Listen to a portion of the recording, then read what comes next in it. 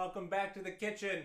We're on lesson 50 here of the Green instruction course. If you don't have the Green instruction course, George Hamilton Green's instruction course, pause the video, go to steveweissmusic.com and purchase the book. Continuing, we're on lesson 50, which is the culmination of the previous 49 lessons and how to improvise on a popular song. He gives us the right hand of the piano, which has three voices often and kind of questionable harmony because we don't have the bass present, but he's saying here's what you do if somebody throws you a piano chart, how to make a xylophone appropriate version. This is almost 100 years old and it's still useful today. Why? Because no band leader is handing people xylophone music. If they are, it's probably some dinka-dunka-dunka-daka part, not the same that a horn player would have, or a string player, or an instrument which has really been developing over the last 100 years.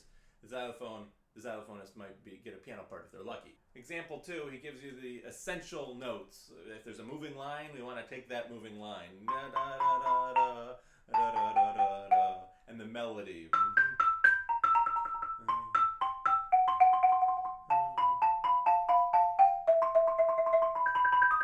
Notice on the G7, he didn't go arpeggiate anything, just very, very clear. We're thinking of this as if we're singing the song. I am here today to show you lesson 50. It has so many parts. Yeah. I'm going to focus on the chorus because otherwise this will become a 10-week lesson here. And give you the most simple approach to the chorus, the chords. That is 1 C, 6 A7, 2 D7, 5 1. So that's just going back in the circle of fifth. And the harmonic rhythm is 1 6 2 5 1 5 1 6 2 for 2 measures 5. Then the 1 becomes a dominant. C becomes C7. Very typical on the bridge of a bazillion tunes. To 4, or in this case 4 6. Then 2 5 augmented 1 6 2 5 1. Okay? C A D G C A D G. Now there's a different harmonic rhythm. C C C C A D D G G C G C C C C A D D D D G. Then we get to a bridge, which is a very typical bridge. The 1 becomes a dominant of the 4, so C becomes C7, which resolves to F.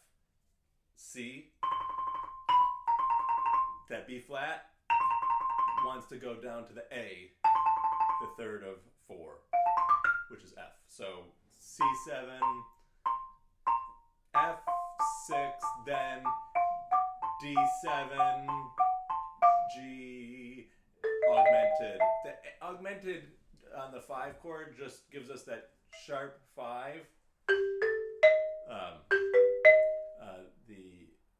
And on G, the D sharp, which brings us closer to E, the third of the root. Sorry, a tonic, the third of the 1.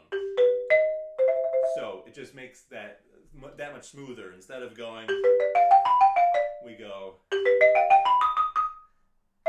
and it brings us to that E, a little bit of a very, very popular move for that music where the half-step resolution is so key. Then he gives us in example 3 a ragtime version of this.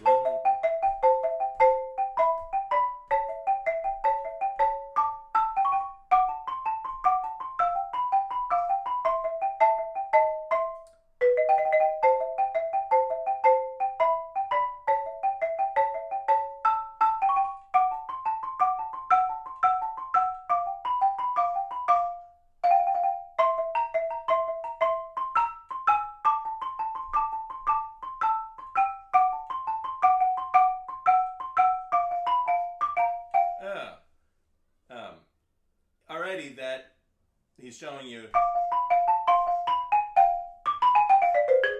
a flat 9, a flat second resolution here on the G7.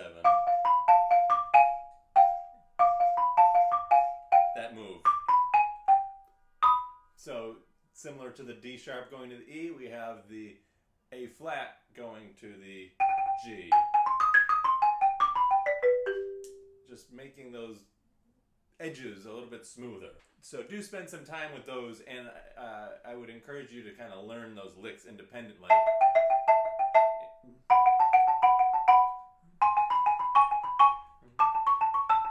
You know, if that's something.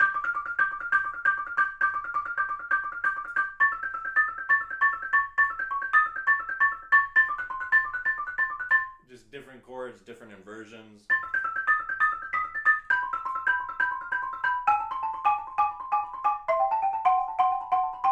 You can just take 2 measures, 1 measure, and go for it. Example 4 here, he gives us a little bit of scoodly-doo-to-doo on the breaks. So,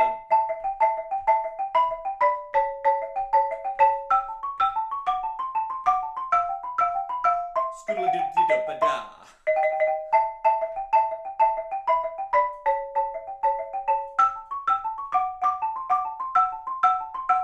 Scoodly-doo-doo-da-ba-da.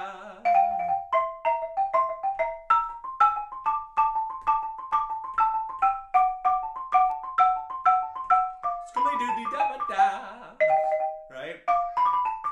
Uses that same lick twice because it's that good. The reason why these variations sound particularly good, to me at least, is the proportion.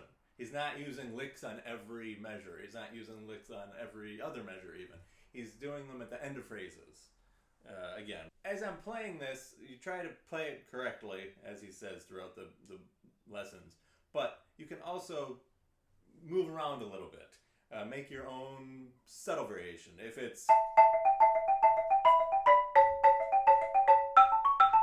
You can play... You know, I'm just thinking of the chord.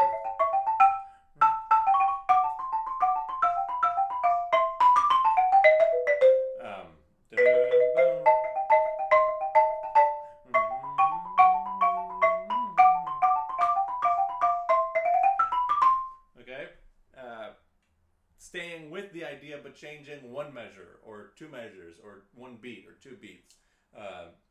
That way you're getting really a grip on the chord changes and hopefully hearing that melody. Dee-da-da, could be ba-ba-ba. You can play, let's try that.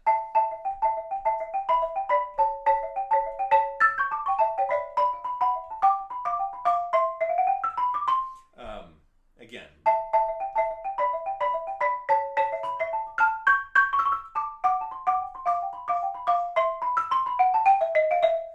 In example 5, he starts to really exploit this triplet approach.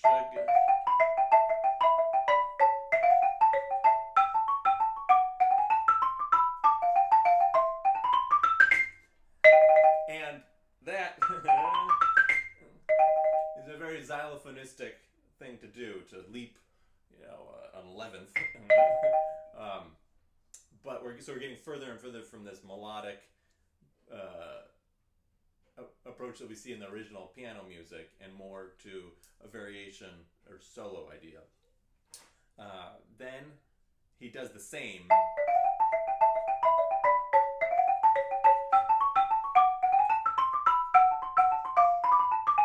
So what's important to notice there is that he's repeating his ideas, even though it looks like he's freely improvising.